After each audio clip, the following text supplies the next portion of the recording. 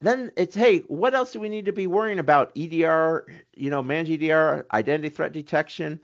Uh, do you throw some sort of kitchen sink at some other solutions? Because what you have is you have all of these logs from all of these disparate solutions. And Huntress now has a SIEM solution where key thing for SIEM and to understand, it ingests logs from things like workstations, servers, firewalls. Um, and this becomes really important from compliance if you are some sort of regulated industry or need to show regulations that you have these logs. Like that becomes really important.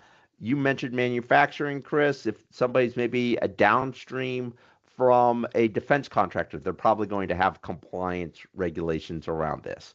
SIEM keeps those logs not only for a certain amount of time, but our SOC team can pivot to those and do threat hunting through that. We're actually seeing when SIEM is in place that it is giving our SOC team on average about a 45-minute head start on a detection that SIEM detects on that EDR alone doesn't. It also allows correlation between things like your identity threat detection and your EDR. So SIEM is this very powerful tool to bind them all together, and something that you should be thinking about in your stack. It maybe isn't your first tool to put into your tool belt, but it's definitely a key part of it. And if the key thing to understand is layers of security is critical. Huntress, we have our managed EDR, we have our ITDR, we have our managed SAT, we have our managed SIEM, but it's through layers. The analogy I use, it's kind of old, but I love it. It's the Swiss cheese analogy, right? You put multiple layers of Swiss cheese on a sandwich, the mayonnaise isn't going to bleed down to your bread. If you put, at least how I build my sandwiches, goes bread, meat, mayonnaise, cheese on top of it. That keeps it. I don't like my bread getting soggy. And then, your top piece of bread. And that is why you need layers of security, because they're going to see different parts of the threat actors and try and stop them.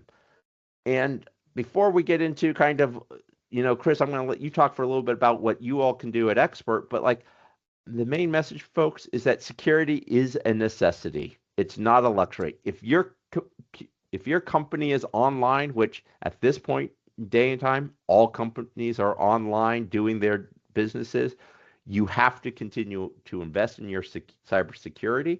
And you also need to understand it's a journey, not a destination.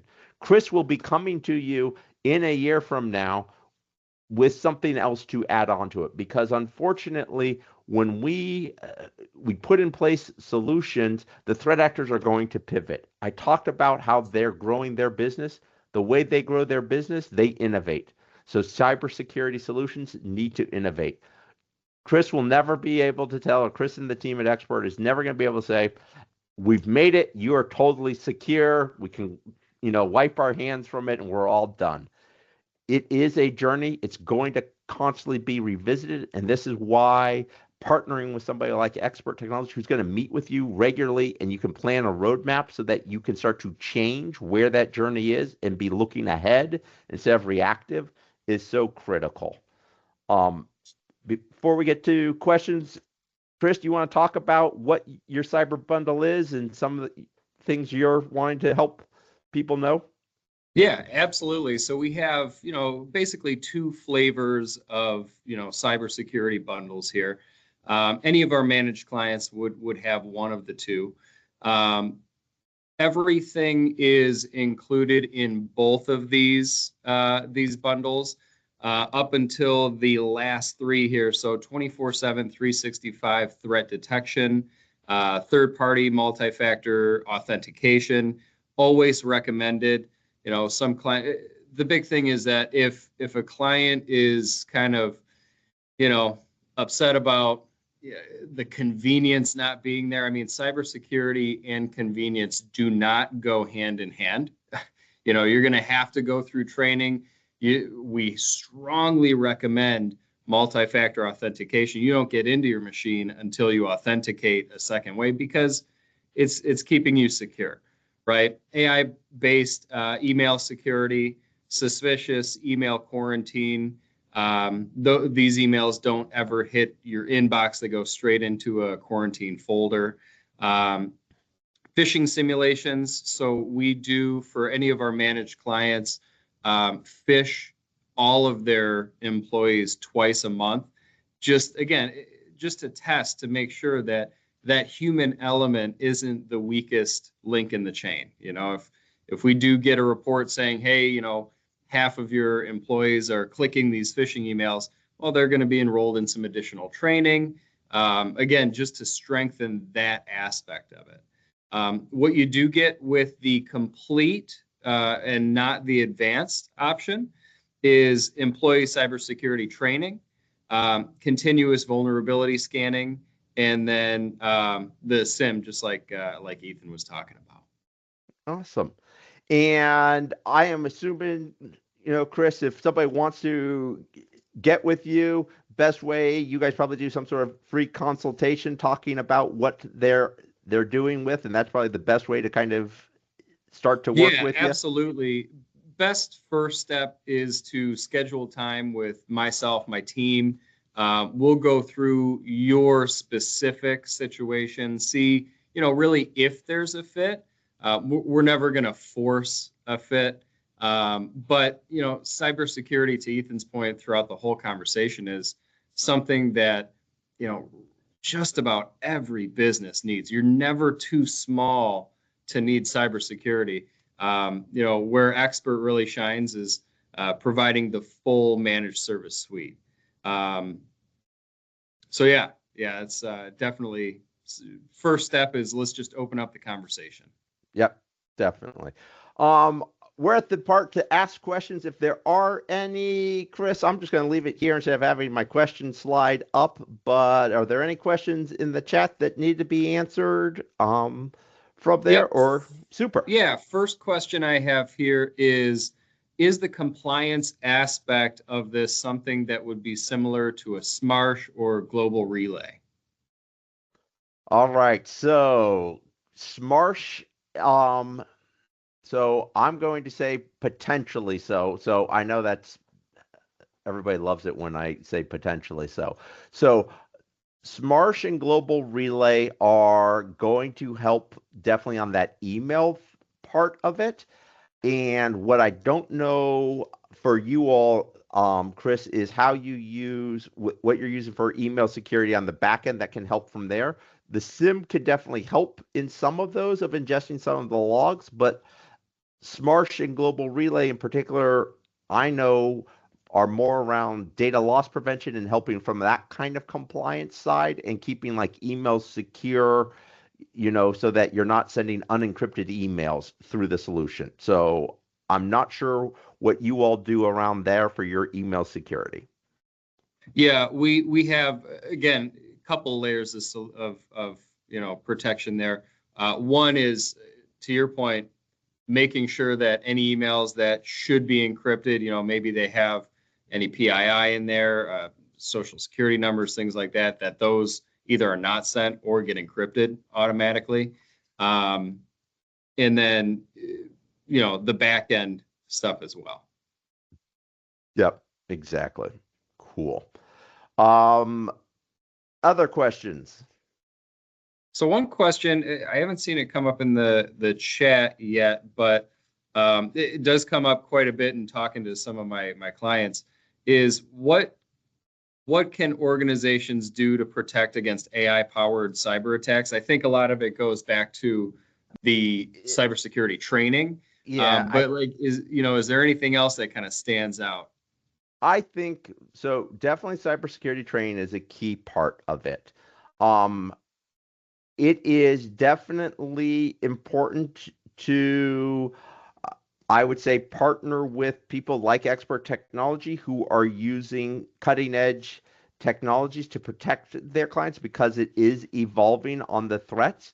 The good news is that the ways to attack a a Windows machine or a Mac machine, the ways to attack it are well known. What the AI platforms give the threat actors tools to try and work through those faster. But that's where, honestly, those low-hanging fruit of patching, understanding what you have, making sure your tools are on there, having MFA on everything becomes so key, because those do defeat those attacks, as well as security awareness. And like the biggest thing I advise people is slow down. Like, take a moment, breathe. Do you have to respond to that email immediately?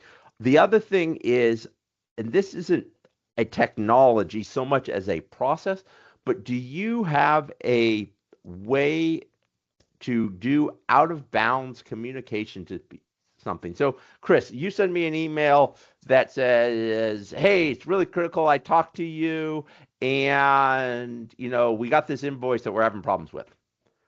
Okay, well, if I reply to that email, I'm potentially replying to a threat actor, so I probably don't want to do that. So do I slow down and say, I need to talk to Chris in some quote unquote out of bounds communication factor? But that's not going to look at the email that Chris, in quotation, sent me, but it's going to be, I'll go to Chris's website. What's that phone number? Call Chris there. Hey, Chris, is this really you? Huntress had this thing where a threat actor we deal with go to shows. We had a show where we had a $100,000 invoice. We got an email saying, "Hey, our bank account changed." Huntress has a policy. Anytime you deal with money, you need to have an out of bounds communication with whoever is dealing with that money to verify that that money is really supposed to be moved to a different account, etc. And so we called them, and the vendor was like, "We don't know what you're talking about. Our email actually hasn't been working for the past week." And we didn't send any email. They had been compromised by a threat actor who was trying to move through it. Now, had we responded to the email, had we, called the number on the email, potentially we would not have been talking to the real person. So I think this is where we need to use our ability to slow down, but to think, how else do you communicate, especially around money? I think that's the key thing, because that's what the criminals are trying to get to. Is that money part of it? So if you get a Zoom call where it's your boss and something seems off, do an out of bounds communication to them. Hey, is this really you? Like, that's where people are the most powerful firewall in this, in some ways. Yeah, and just piggybacking off of the slowing down in the process, another threat actors are getting smarter. They're trying new things. One of the things that we're seeing quite a bit is that, hey, they're calling you and saying that they are Xpert technologies. We train any of our brand new clients saying, hey, we're always going to call you from the same number. If you get a call from a number that you don't recognize, or you're not super sure that it's actually Xpert, we are not going to be offended if you hang up the phone, call the number that you know, and ask for John at the help desk. Yep. We would rather you be protected than, if you're not going to offend us. Yep, exactly. No, I think that is key. That hey, I don't actually know if this is really the person. It is okay to have skepticism. Yep. Definitely. All right. Well, any last call for questions here? Got about 1 minute. I don't see anything else coming in. For those who stayed through, what I'm going to do is email winners for the tumbler. And then, if you guys have any other questions, you want to open up the conversation, have a deeper dive into either this or anything else managed services, I'd be happy to schedule some time with you. Awesome. Chris, it was a pleasure doing this. I look forward to talking with you again, and thank you. Ethan, thank you so much. All right. Bye-bye.